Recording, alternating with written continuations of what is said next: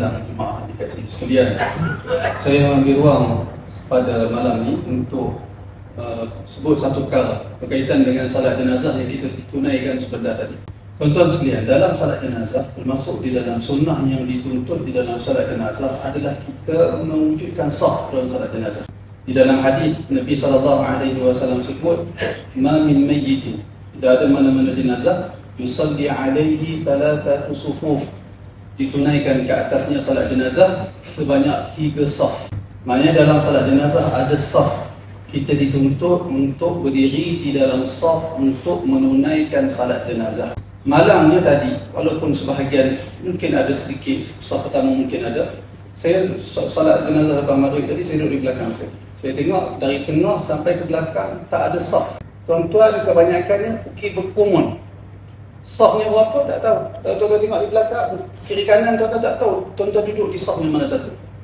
Saya percaya ramai di kalangan tuan-tuan perasan perkara tersebut. Oleh kerana itu tuan-tuan sekalian, perbetulkan salat jenazah yang kita tunaikan. Pastikan kita berdiri itu di dalam saf.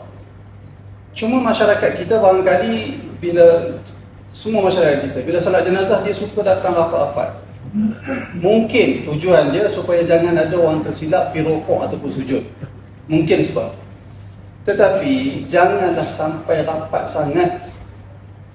Cukuplah dengan tuan-tuan tengok jarak di antara saf pertama saf kedua, cukuplah tengah-tengah tu kita buat satu saf lagi pula. Supaya nanti kita bimbang, nanti kalau ada jemaah yang dia tak biasa, dia tersilap, dia ralik ke tengah salat, imam takbir, dia pergi rokok. Jadi kita takut benda tu berlaku, kita buat saf antara saf pertama, saf kedua, kita buat satu saf. Tetapi bukan berkerumun sehingga tak ada saf. Nabi suruh kita buat 3 saf sekurang-kurangnya. Kalau ada 6 orang main dalam salat jenazah, saf pertama 2 orang, saf kedua 2 orang, saf ketiga 2 orang. Kalau jemaah sedikit. Kalau ramai, bagi ada saf. Ambil perhatian perkara ni tuan-tuan. Kita lama dah merdeka ni, mengaji agama pun lama dah apa. Dalam kitab dulu kalau tuan-tuan biasa mengaji kitab kerukunan, dalam kitab kerukunan tu sebut saf, bukan ikut dan salat jenazah. Pastikan ibadat yang kita buat dalam bentuk yang paling baik sekali. Dan saya juga pesan kepada tuan-tuan, kita kena salat jenazah ni buat sungguh-sungguh. Pastikan kita tahu, jangan ada lagi takbir salat jenazah Allahu Akbar lebih baca doa iftitah Allahu Akbar kabira walhamdulillahi katsira. Jangan ada. So apa saya sebut begitu, saya sendiri pernah salat.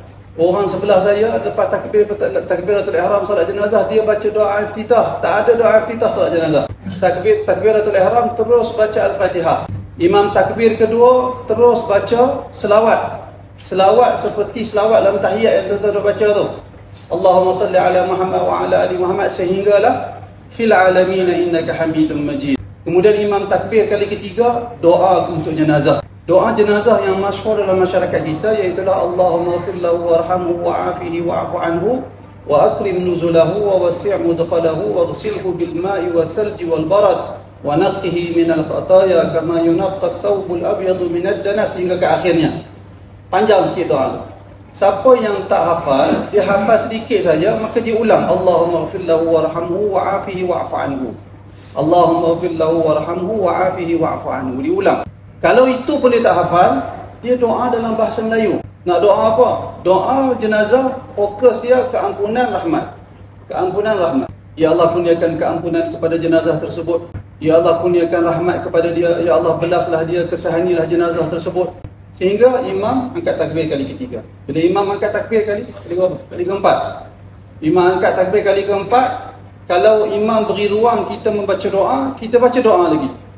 Kalau imam tak bagi ruang, dia terus bagi salam, kita terus bagi salam. Kerana solat jenazah itu solat jamaah. Solat jamaah kita dituntut untuk mengikut imam. Imam bertakbir, kita bertakbir. Imam beri salam, kita beri salam. Kalau imam memberi ruang selepas takbir yang keempat untuk kita membaca doa, dalam masyarakat kita doa yang masyhur iaitulah Allahumma la tahrimna ajrahu wa la taftinna ba'dahu. Itu yang masyhur. Ada lagi doa-doa yang lain. Tapi saya nak pesan kepada tuan-tuan, kalau kita salat jenazah, kita buat bersungguh-sungguh. Kita jaga saf, kita buat dalam bentuk yang elok. Ada pahala satu qiraat siapa yang salat jenazah. Bawa sampai dikebumikan 2 qiraat. pahala dia besar. Buat bersungguh-sungguh. Kalau kita hari ini bersungguh-sungguh, kita mewujudkan satu suasana, orang yang menunaikan salat jenazah bersungguh-sungguh. Nabi kata, jika kamu berdoa untuk jenazah, fa'akhlisu lahu du'a, ikhlaskan doa, sungguh-sungguh doa untuk jenazah. Kalau kita wujudkan suasana ini, tuan-tuan ingatlah, tak rugi.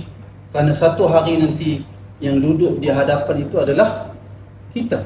Kita orang lain akan salatkan kita pula. Kalau hari ini kita salat lebih kurang lah, sembang-sembang main salat jenazah, sembang bola, sembang artis, apa semua. Maka demikianlah ketika kita mati, orang yang mari salat kita macam tu lah orang lain.